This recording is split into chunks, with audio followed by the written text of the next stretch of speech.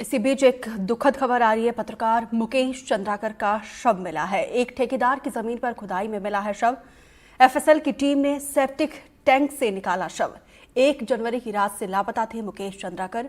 NDTV के लिए काम करते थे। स्वतंत्र पत्रकार के तौर पर उनकी संवेदनशीलता, बस्तर को लेकर तमाम स्टोरीज में बड़ी ही गहनता से, संवेदनशीलता से उनकी हर एक स्टोरी हुआ करती थी।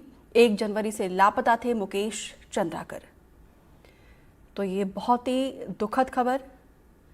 लगातार पुलिस की टीम भी कोशिश कर रही थी। पत्रकार मुकेश चंद्राकर का शव अब मिला है। एक ठेकेदार की जमीन पर खुदाई में शव मिला है। एफएसएल की टीम ने सेप्टिक टैंक से ये शव निकाला है। हालांकि पता नहीं चल पाया है कि किसने इस जघन्य वारदात को अंजाम दिया है। मुकेश चंद्राकर के भाई लगातार मदद की गुहार लगा रहे थे। पुलिस की टीम भी बाकायदा टीम का गठन करके कोशिश तमाम कर रही थी कि मुकेश चंद्राकर का पता लगाया जाए। लेकिन ये बहुत ही झकझोर देने वाली खबर, क्योंकि जिस तरीके से बस्तर की संस्कृति के साथ साथ नक्सलवाद को लेकर और ऐसे बहुत सारी स्टोरीज मुकेश चंद्राकर के द्वारा की गई थी। नक्सल के कोर इलाके में जाकर मुकेश ने ऐसे तमाम स्टोरीज, ग्राउंड रिपोर्ट वो दिखाते थे। लेकिन 1 जनवरी से अचानक से लापता हुए और आखिरी बार उन्हें घर के पास ही देखा गया था। उसके बाद से ये कोशिश तमाम की जा रही थी। हमारे सहयोगी नीलेश त्रिपाठी और जुल्फिकार जुड़े हुए हैं। नीलेश, सबसे पहले आपके पास आते हुए बहुत ही दुखद खबर। हम उम्मीद तो कर रहे थे कि पुलिस की कोशिश रंग लेकर आए, लेकिन ये हमने एक्सपेक्ट नहीं किया था।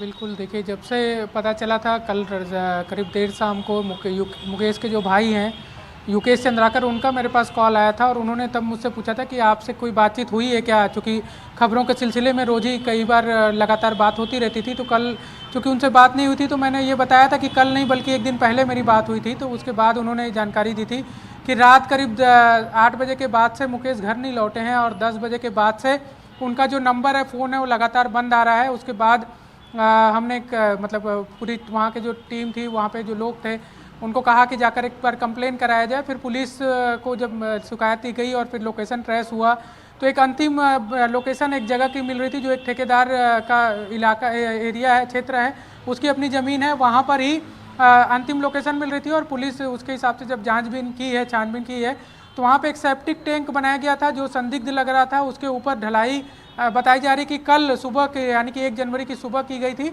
और उसमें ढलाई इस तरह से की गई थी कि जब तक सेफ्टी टैंक जब भी बनाए जाते हैं तो उसमें एयर निकलने के लिए, गैस निकलने के लिए कुछ जगह छोड़ा जाता है।